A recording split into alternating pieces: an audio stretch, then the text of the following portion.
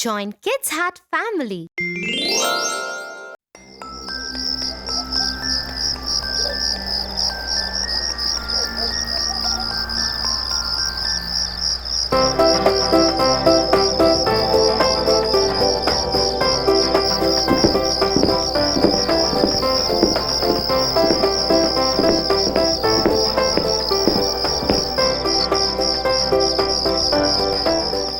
Will you help me to do my homework, dear?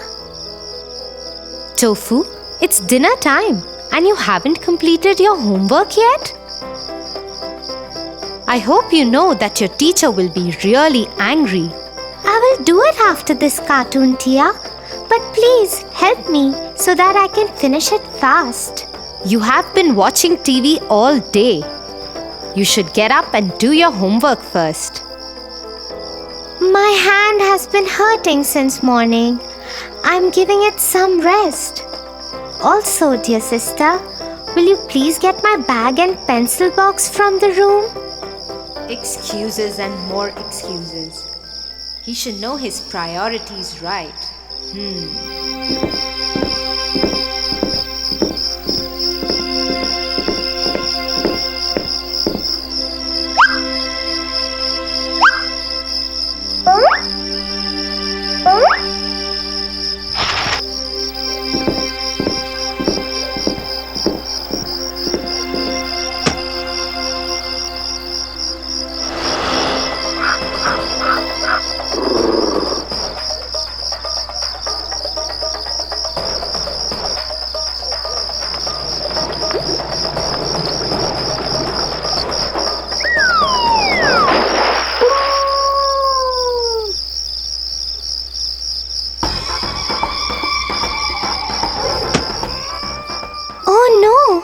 Where is my book?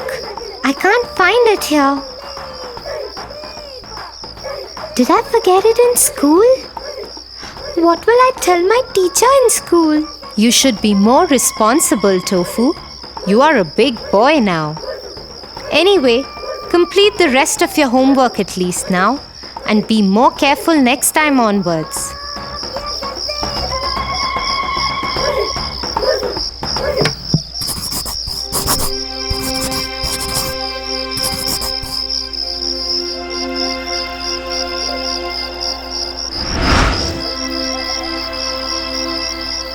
So, Tofu, let me tell you a story.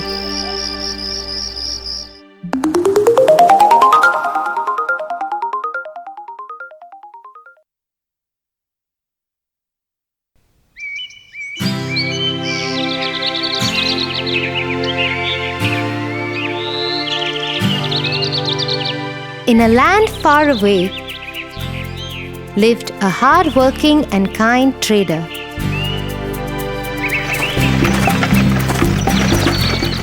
Mostly, he traded in salt.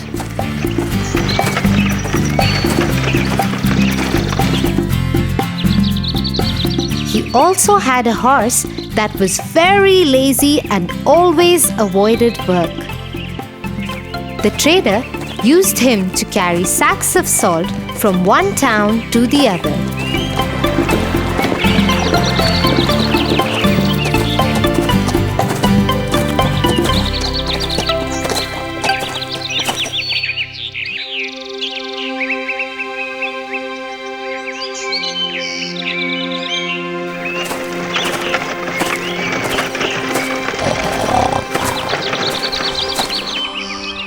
Here, let me load these sacks up and let's go to the town across the river to sell this salt. I am so tired today. Why do I have to work every day? I wish I could sleep throughout the day. But no, I have to carry these loads of salt and move.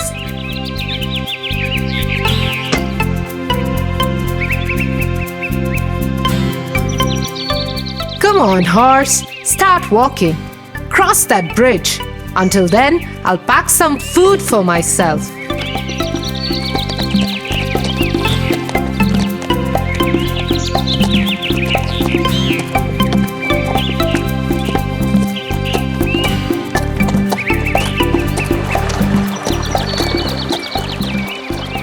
The horse was crossing the river. Suddenly, he slipped and fell into the water. As he was carrying sacks of salt on his back, the salt got wet and dissolved in the water.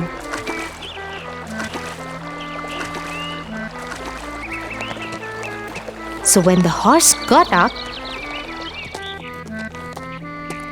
the sacks on his back were lighter.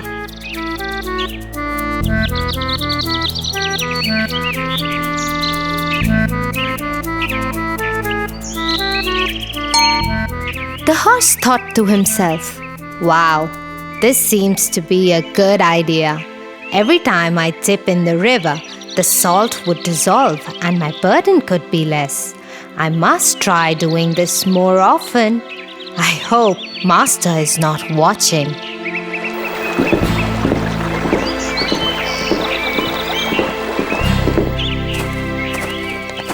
When the master reached the town to sell the salt, it weighed just half of what he loaded. Thinking it might be his miscalculation, he sold whatever salt was left and returned home with his horse.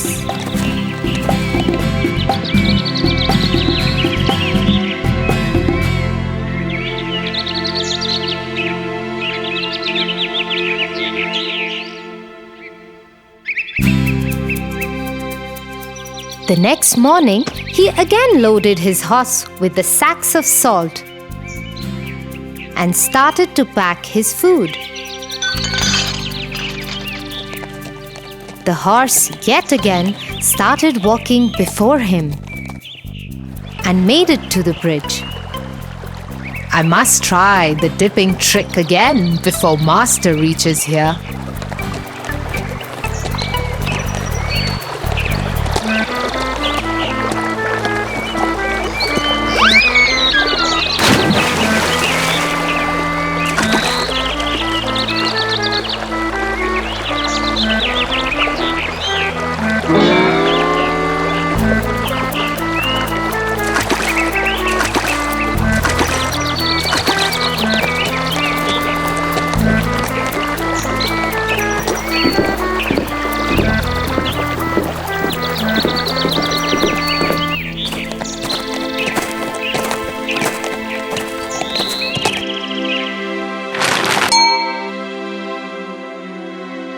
The trader got really confused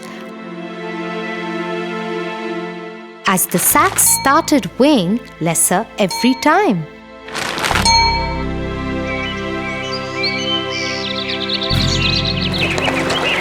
The horse purposely started slipping into the water every day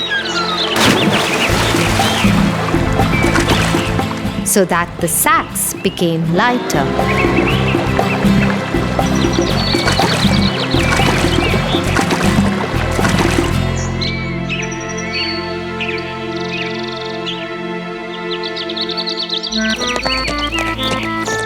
One day, the trader followed the horse.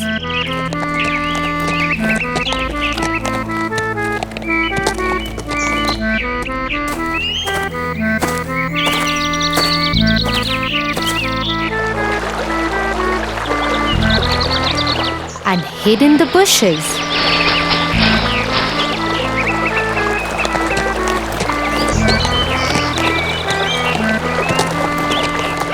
To his surprise, he noticed the horse's new trick.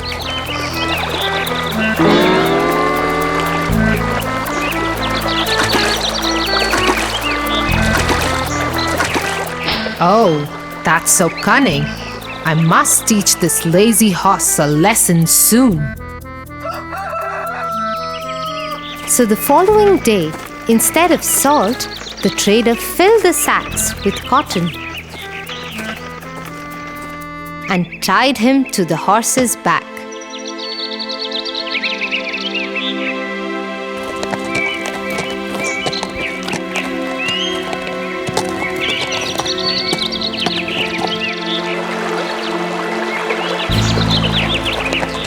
Out of his new habit, the horse purposely fell into the river.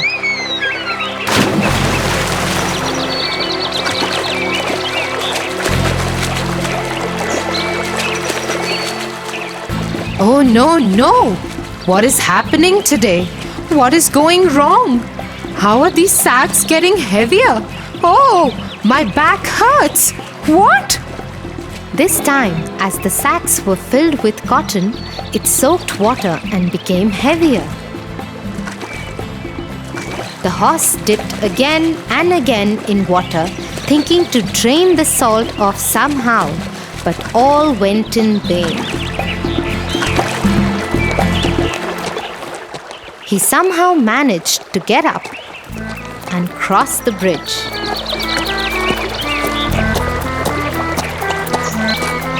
He sat on the ground and panted as the sacks had gotten really, really heavy.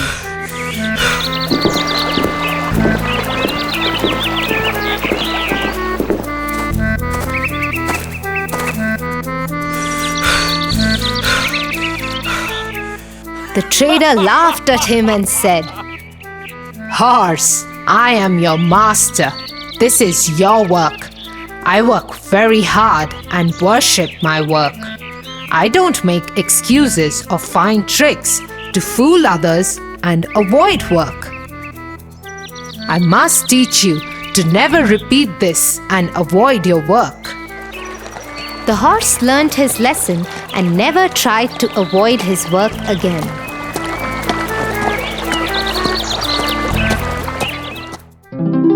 What a wise trader! Right, Tofu? He taught the lazy horse a good lesson.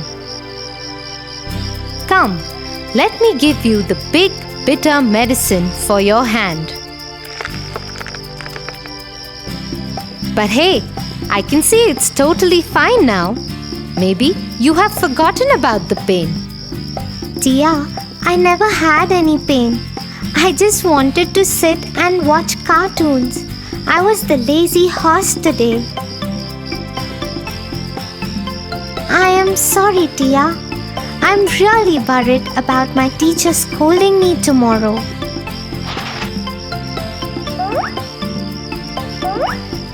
Here, take your books, Tofu. I also was the trader today. I just wanted you to learn a lesson. Now you should promise me that you will always do your work, and yes, I will help you with your homework. Oh, thank you, Tia. Please, let's finish my homework quickly. I don't want to be lazy at all. I will always finish all my work before doing anything else. I promise you that.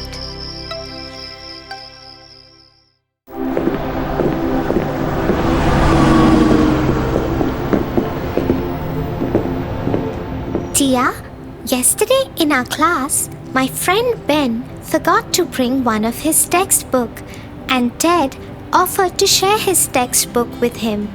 Ben promised Ted to help him in learning football after school. But after school, when Ted asked Ben to help as promised, instead of helping, Ben left for his home. That's bad. One should always stand by their promises. But Tia, today again Ben forgot his textbook, and when he asked Ted to help, Ted refused. Tofu, we should be sensitive towards every human being.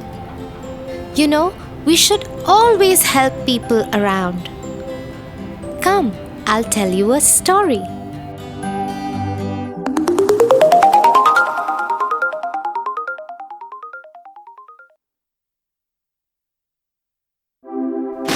Once upon a time, there lived a beautiful princess in the kingdom of a very humble king. The princess was so pampered by her father that she turned out to be a little proud of the fact that she is a princess.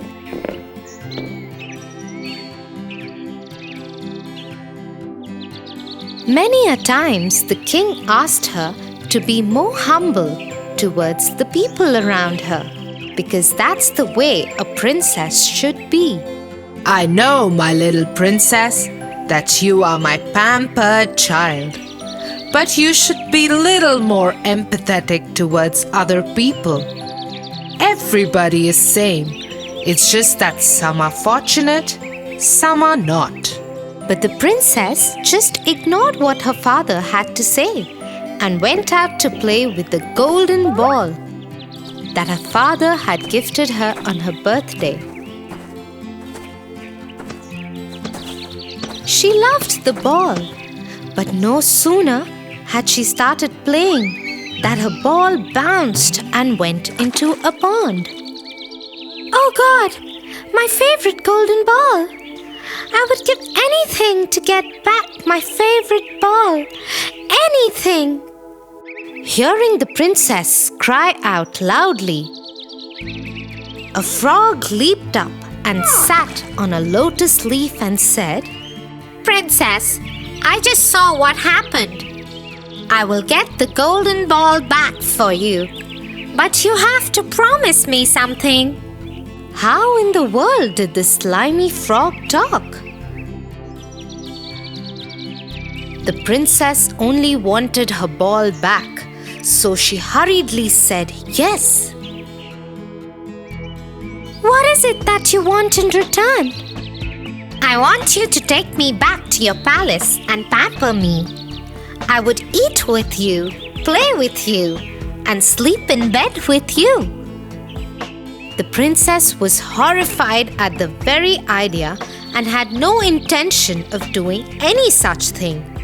She agreed to the condition as she thought the frog would not be able to reach the palace on his own, and she had no intention of taking him along with her.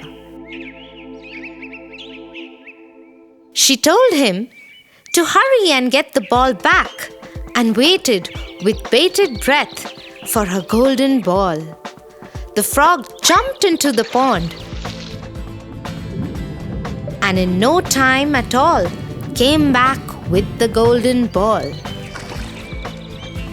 She took the ball from him and ran back to her palace as fast as she could.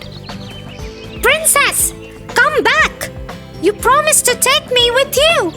You can't break your promise. But the princess ignored to his calling and ran as fast as she could. She was relieved when she reached her room and soon forgot all about the frog.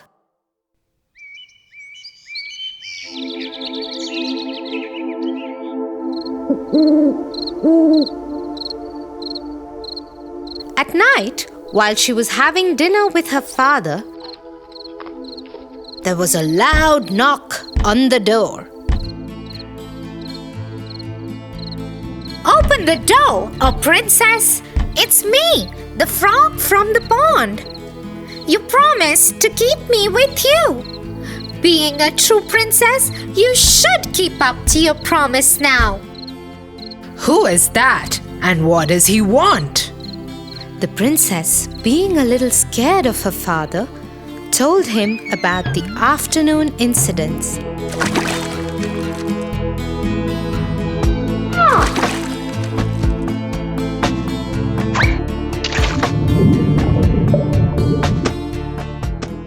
And how she broke her promise.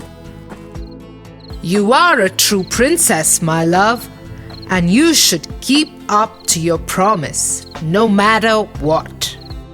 Feeling helpless, the princess opened the door and let the frog enter. He hopped on to the seat next to her and asked her to let him eat from her plate. The frog ate till his tummy was full. But the princess couldn't eat a single bite, thinking about the slimy frog eating from her plate. Then the frog asked her to carry him to her bedroom and let him sleep in her bed. Unwillingly, she picked him up in her hands and went upstairs. The frog jumped on her bed and snuggled cozily in her huge, soft bed.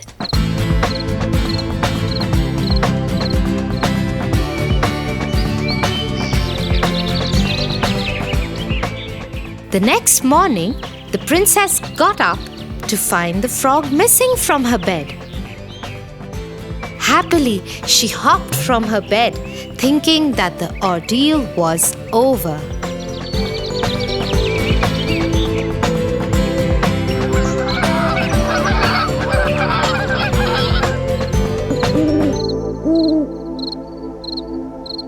But as the night fell, the knock again happened. And again the frog ate from her plate and slept in her bed.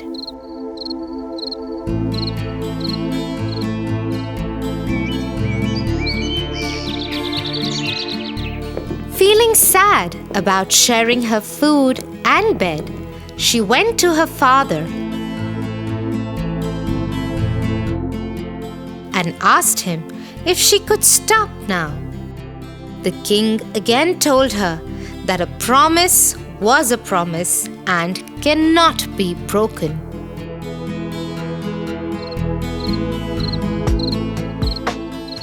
It was the third night when the frog came in again to eat and sleep in her bed.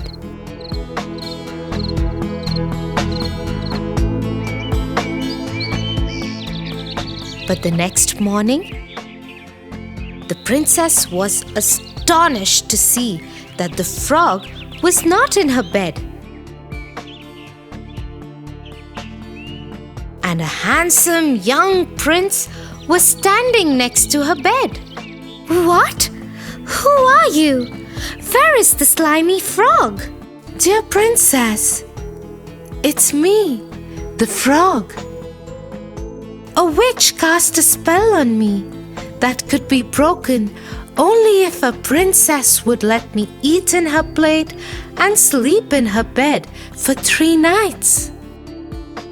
You broke that spell by keeping your promise, and here I am, standing in front of you. I am the prince from the neighboring country. Would you like to be my wife? Not able to resist the handsome prince, she said yes, but had something more to say. Oh, prince, I would love to be your wife.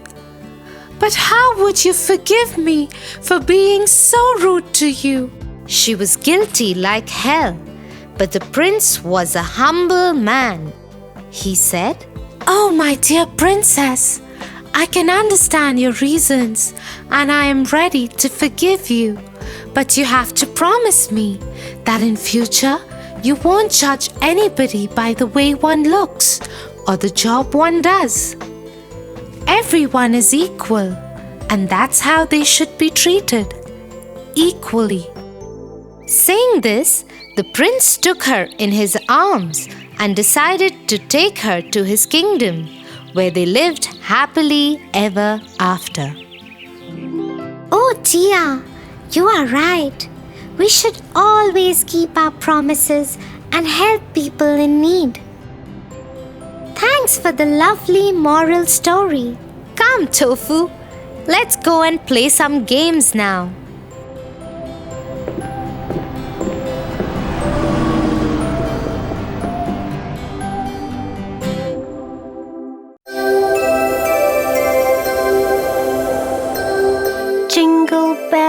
Jingle bells, I love Christmas and I love Santa. Me too. But Tofu, do you know we call it Christmas because Jesus Christ was born that day? Really? No. But now you tell me. Please tell me a Christmas story. Tell me Jesus Christ's birthday story. Today, I'll tell you the most wonderful story of them all. The birth of Jesus Christ.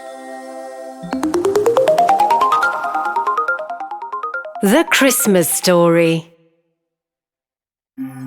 About 2,000 years ago, in a small town called Nazareth, there was a little house where lived a young Jewish girl named Mary. She was not married. but she was going to be real soon. To a good man named Joseph. Well, one day, something amazing happened.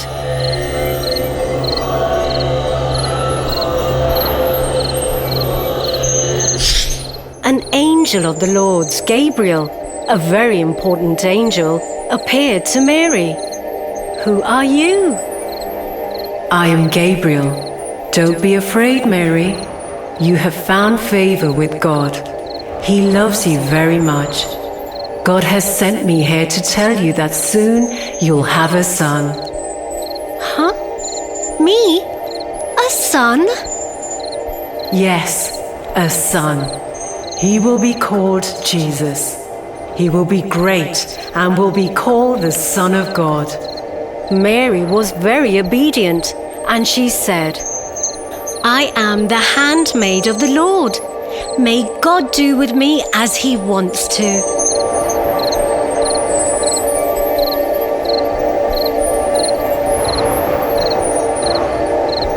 Mary wanted to do just as God told her to do.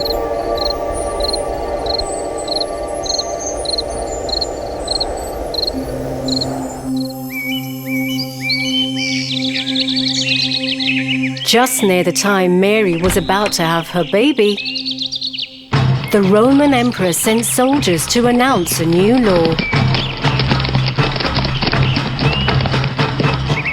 Okay, listen everyone. The Emperor Caesar Augustus says that all of you need to pay some taxes now and register for census. So Mary and Joseph made their way to Bethlehem, because that's where Joseph had to pay taxes. It was about 65 miles from Nazareth to Bethlehem.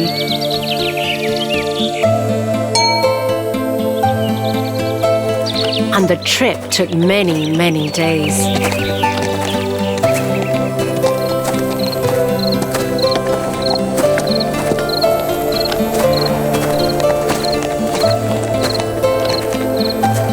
And when they reached Bethlehem, guess what happened? All the places were full. All the inns were full. Mary, you wait here. Make yourself comfortable. By then, I will try to find a suitable place for us to stay. Joseph kept knocking and knocking again and again. He had been looking and looking for a place to stay.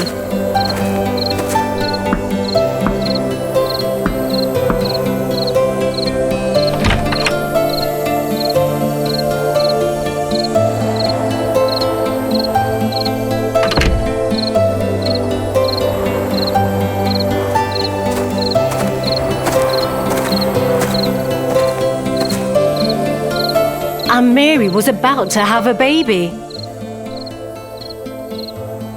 Well, I have tried almost all the inns, and it looks like all of them are full.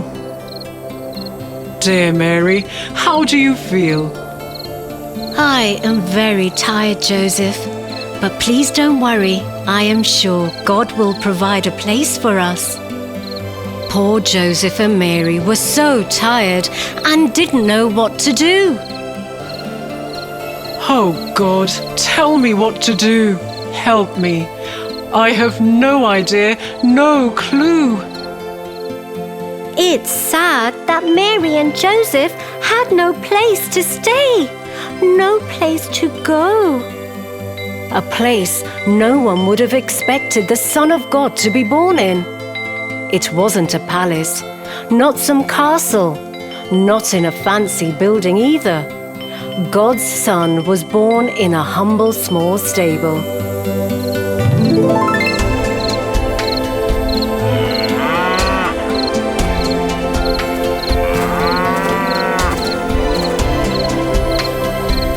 I'll go and get some fresh hay where you can sleep comfortably tonight.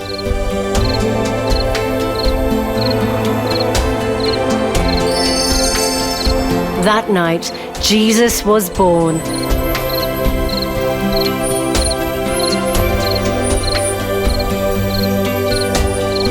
And oh, it was a wonderful night.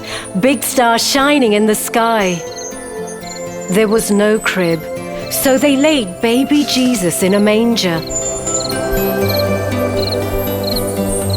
It was full of fresh hay and made it a little comfortable for the baby.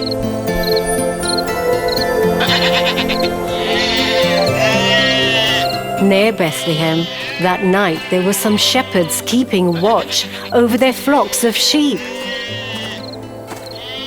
When suddenly an angel appeared to them.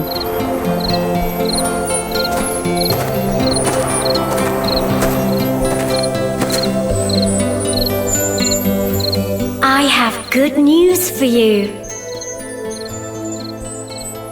There is a Savior who has been born.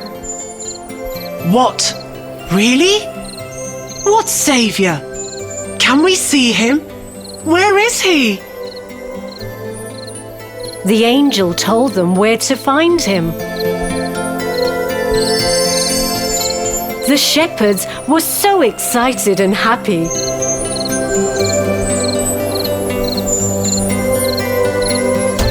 They ran to the stable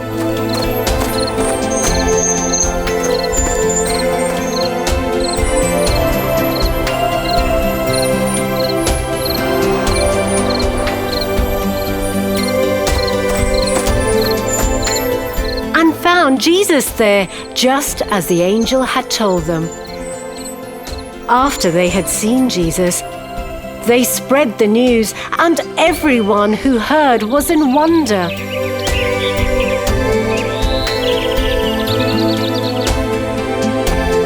In wonder, just like you are. Doesn't it sound magical, Tofu? So magical and fun, Tia. I am happy the angels took care of them all. Joseph, Mary, and baby Jesus. Thank you for telling me the Christmas story. I'll tell it to everyone in my school tomorrow. That'll be great, Tofu. I love telling you new stories. But be careful and don't fall off that ladder. There are no angels here to save you. You are my angel. I'll always love you, Tofu. Merry Christmas.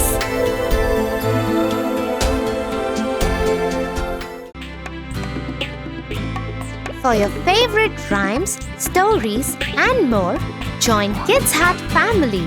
Subscribe here.